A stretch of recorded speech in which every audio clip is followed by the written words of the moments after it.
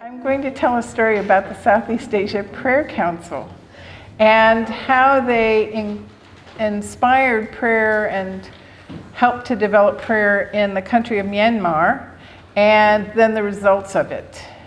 So the Southeast Asia Prayer Council started in 2003 or 2004, I'm not sure which. I wasn't at the first meeting, which was held in Cambodia.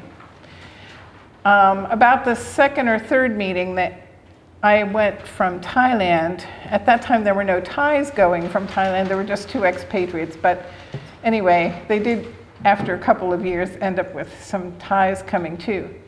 But they looked around and they had invited two prayer leaders, Christian leaders from Myanmar to come, but the state of prayer in Myanmar was sort of dismal at that point.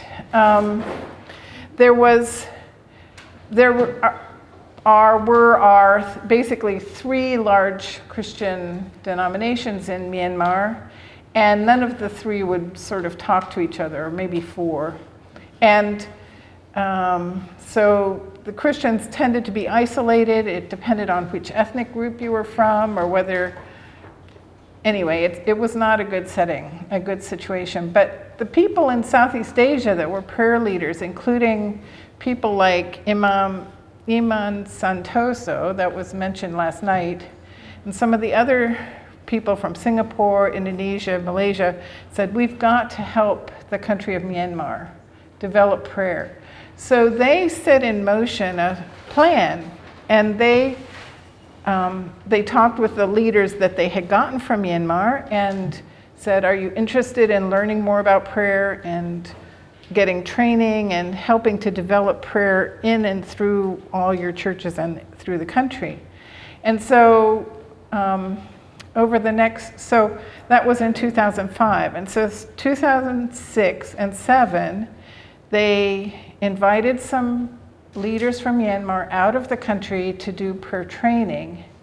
And they sort of had this vision. The first year they would try to have sort of regional prayer meetings in, say, 5 or 6 of the states that were where there were the most Christians. And then the second year they would try and have one in each of the provinces or states. I mean, they have some that are states and some that are provinces. It has to do with the history of the country. But anyway, so they would try and do it in all 14 of those different political divisions. And so they did. They got training for some leaders the first year and managed to have, they weren't really well, they invited all the denominations, but they only got a very few people from a couple of them.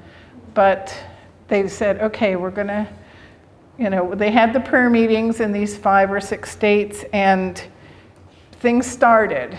And they decided to dedicate themselves to pray through that year for the coming year, that they would be able to have prayer meetings in all the states. So 2007, they had more prayer. Once again, they were still had some sort of, they sat on their corner and they sat in their corner of the room, but they were starting to be in the same room together and praying together. And they prayed all day one day in this prayer event. The third year was 2008. 2008, they'd been praying through the year, and amazingly, they started to have reconciliation happen in these prayer meetings between the denominations. The leaders had started to talk to one another and were, so the vision of the Southeast Asia Prayer Council leaders was happening, that prayer started to happen at the national and regional level in Myanmar. I don't know if you remember what happened in Myanmar in 2008. They had that huge cyclone, killed 250,000 people, and whole villages were washed away, and the few people that were left, like the main rice growing part of the country, was flooded with salt water. It was horrific. the government had planned to have an approval for their new constitution the week after the cyclone. But God had been preparing, because the Christian leaders were now in a position where they were trusting one another, they could work together, and the prayer together and this trust that had developed from the prayer network enabled a huge amount of, shall we say, mercy ministries. I mean, these people are desperately poor, even the better off ones of them, but they had relational ways to get things out into the affected provinces. But it wasn't just the Christians that were affected. They had been praying together for God to do something in the country, and things happened that nobody envisioned, like the gold sellers in the Rangoon markets or Yangon markets were willing to give money, gold, to buy rice. I mean, it was so horrific. The government was not allowing in any relief supplies. It was so horrific that even people who were the most tight-fisted in the country and known to be were willing to give towards mercy-type ministries and to try and get. They had to drive to the provinces at night because the government didn't want anyone to go out there and see how bad it was, even people in their own country. So it was like really. Well, a week later, China had a terrible earthquake in Sichuan.